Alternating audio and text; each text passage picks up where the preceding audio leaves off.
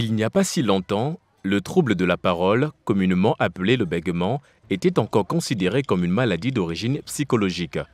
Aujourd'hui, on parle d'une pathologie et non plus d'un comportement. Même si les mentalités ont beaucoup évolué, les personnes vivant avec ce handicap vocal ont tendance à avancer masquées. Une image que Bassirou Dian, qui se revendique ambassadeur des handicapés vocaux du Sénégal, compte changer. De nos jours, la question des handicapés vocaux reste une problématique de plus en plus lancinante au vu des multiples plaintes. En tant que personne vivant avec un handicap, il m'a semblé judicieux de porter le combat de mes concitoyens démoralisés par la discrimination en raison de leur handicap. De nos jours, les handicapés vocaux sont souvent laissés en rade, sont souvent marginalisés.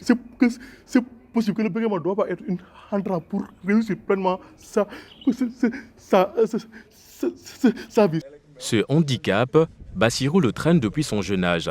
Tout est parti d'une simple imitation qui lui est devenue fatale. Son handicap-là, c'était depuis l'âge de 6 ans, je me rappelle bien. On avait un voisin du nord de Matassaou, l'enfant bégayait. Et Bass était son ami. Ils jouaient ensemble. Ils commençaient à l'imiter. Ils commençaient à bégayer. J'ai beau le corriger, mais finalement, le bégaiement a pris dessus. Dès lors, il a pris son courage à deux mains. Il a dit que ton handicap ne doit pas t'empêcher de dire ce que tu veux. Dire ce qu'il veut, Bassirou l'a fait dans un livre, une autobiographie d'une centaine de pages dans laquelle il raconte son parcours en tant que handicapé vocal, mais aussi donner de l'espoir à d'autres personnes souffrant de cette pathologie. Selon l'OMS, près de 1% de la population mondiale est bègue. La moitié arrive à guérir de ce trouble de la parole. C'est le cas d'Ulrich. Cet agent immobilier de nationalité gabonaise a réussi à atténuer la virulence de son handicap. Aujourd'hui, il arrive facilement à communiquer avec ses clients. L'handicap, le bégaiement m'a permis, que j'ai eu à soigner, on va dire, à soigner pendant des années, quelques années, 15 ans maximum. M'a permis également de pouvoir mieux extérioriser, n'est-ce pas, le potentiel que j'ai dans l'activité que je suis en train de faire. Et quand je publie, je reçois toujours des appels, donc je suis obligé de parler.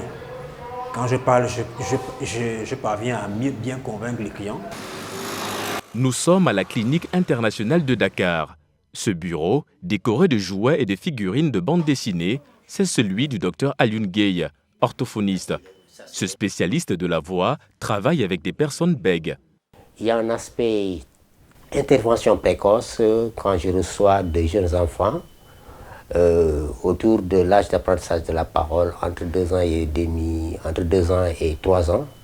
Quand il y a des phénomènes de bégayage qui commencent à se présenter, donc j'essaie d'intervenir très tôt pour sensibiliser les parents sur les meilleures postures et attitudes pour que l'enfant ne marche pas vers le bégaiement.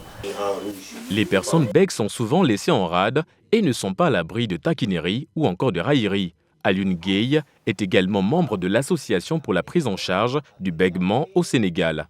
On fait donc des activités d'aide mutuelle communément appelées self-help.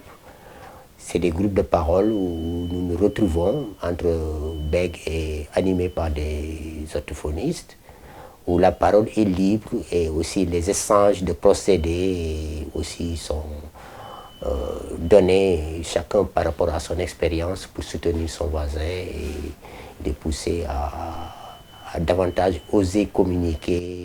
L'association célèbre chaque 22 octobre la journée mondiale de la sensibilisation sur le bégaiement. À travers cette structure, le Sénégal espère organiser l'année prochaine le 3e congrès africain sur le bégaiement.